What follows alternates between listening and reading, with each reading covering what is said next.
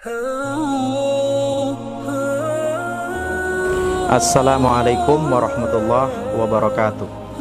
Alhamdulillah, salatu wassalamu ala rasulillah wa ala alihi wa sahbihi wa mawalah. Qala Allah ta'ala fil Qur'anil Karim, ya ayyuhalladzina amanu taqullaha haqqa tuqatih wa la tamutunna illa wa antum muslimun. Ayyuhalladzina, yang pertama marilah kita panjatkan puji serta syukur kita kepada Allah Subhanahu wa taala yang pada kesempatan kali ini Allah Subhanahu wa taala pertemukan kita dengan bulan suci Ramadan, Syahrul Mubarak, bulan yang penuh barakah. Salam dan salawat mudah-mudahan tercurah kepada junjungan kita Nabi Muhammad sallallahu alaihi wasallam beserta keluarganya, para sahabatnya dan orang-orang yang senantiasa istiqomah di atas jalannya sampai hari akhir nanti. Rasulullah, pada saat ini memang umat Islam dikejutkan dengan COVID-19, dengan adanya wabah penyakit yang tentunya ini kalau kita korelasikan dengan penyakit taun, maka Rasulullah sallallahu alaihi wasallam menjelaskan kana adzaban yab'atsullahu lima yasha. Wabah penyakit ini adalah azab yang Allah Subhanahu wa taala timpakan kepada siapa saja yang dikehendakinya. Kita harus sadar bahwasanya adanya sebuah musibah, adanya sebuah bencana ini disebabkan karena sebuah maksiat atau dosa yang dilakukan oleh penduduk bumi. Karena dalam hadis yang lain Rasulullah SAW bersabda, lam tadharil fahishatu fi qaumin qattun hatta yu'linu biha. Tidaklah menyebar perbuatan zina, bahkan terang-terangan mereka dalam mengerjakannya.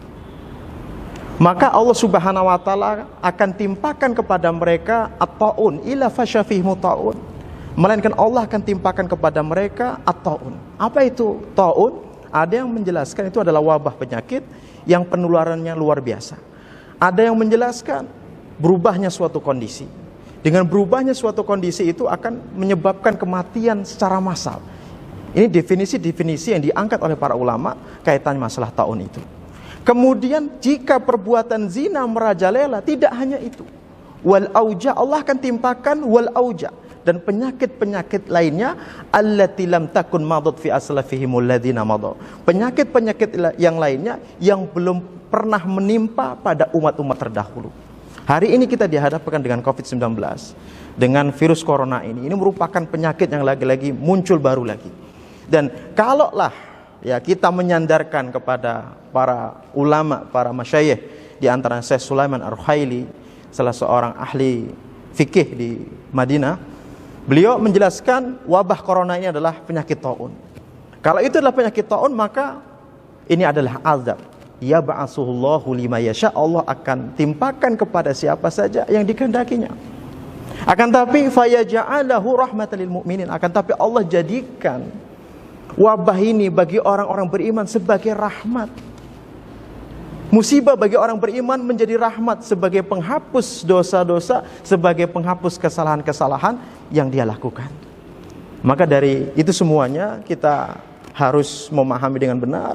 Salah satu sisi ini merupakan azab yang Allah timpakan kepada kita, karena kita bisa melihat bersama bagaimana kemaksiatan-kemaksiatan merajalela, terutama perbuatan-perbuatan zina hari ini, bahkan terang-terangan mereka melakukan transaksinya lewat media-media yang ada. Ya. Dalam satu sisi ini menjadi membuka pintu rahmat, membuka ampunan untuk bagi hamba-hambanya yang mau kembali kepada Allah Subhanahu wa taala. Kemudian kalau kita lihat kondisi hari ini, banyak himbauan-himbauan untuk tidak sholat berjamaah di masjid, sholat untuk menggunakan masker dan sebagainya. Ini merupakan langkah-langkah ikhtiar, karena Rasulullah SAW mengajarkan akan hal itu. Bagaimana jika penyakit taun terjadi dalam suatu negeri, maka kita jangan masuk ke negeri tersebut. Berarti kalau kita hari ini, kita korelasikan hari ini, negeri tersebut termasuk negeri yang masuk dalam kategori zona merah. Maka jika ada informasi-informasi yang valid dari tim medis, dari tim kesehatan, dari pemangku kewenangan dan otoritas yang ada, yang memang mereka memiliki kapasitas untuk berbicara akan hal ini dan menyatakan bahwasanya di suatu daerah tersebut sudah banyak yang terinfeksi dan masuk dalam kategori zona merah, maka bagaimana sebagai seorang beriman untuk melakukan apa yang disampaikan oleh Rasulullah SAW, sebagaimana juga yang dilakukan oleh seorang khalifah Umar bin Khattab yang di saat itu mengadakan perjalanan ke negeri Syam. Akan tapi ditemui oleh pemimpin Syam di saat itu, disampaikan bahwasanya di negeri Syam atau di negeri Suriah sedang terjadi penyakit taun. Maka di saat itu beliau mengurungkan, beliau kembali ke negeri Madinah, tidak melanjutkan perjalanannya untuk menuju negeri Syam di saat itu yang ternyata penduduknya sedang terkena wabah penyakit taun itu. Nah, maka dalam hal ini tentunya kita harus arif menyikapi sebuah kondisi. Jika memang kondisinya sudah banyak terinfeksi, apalagi di daerah kita ini sudah banyak PDP-nya, pasien dalam pengawasan dan sebagainya, maka kita mengambil langkah untuk ikhtiar, mengambil kewaspadaan, mengambil kehati-hatian. Ya, jangan sampai datangnya kita ke masjid, ya, ternyata karena diri kita ini ada dua kemungkinan. Kemungkinan pertama kita yang terinfeksi, ya, akan tetapi tidak ada gejala, karena mungkin imunitas kita baik, sehingga ketika kita sholat, ya, tidak sengaja kita batuk atau ketika itu kita berjabat tangan dengan yang lain, itu akan menularkan, ya, kepada yang lainnya.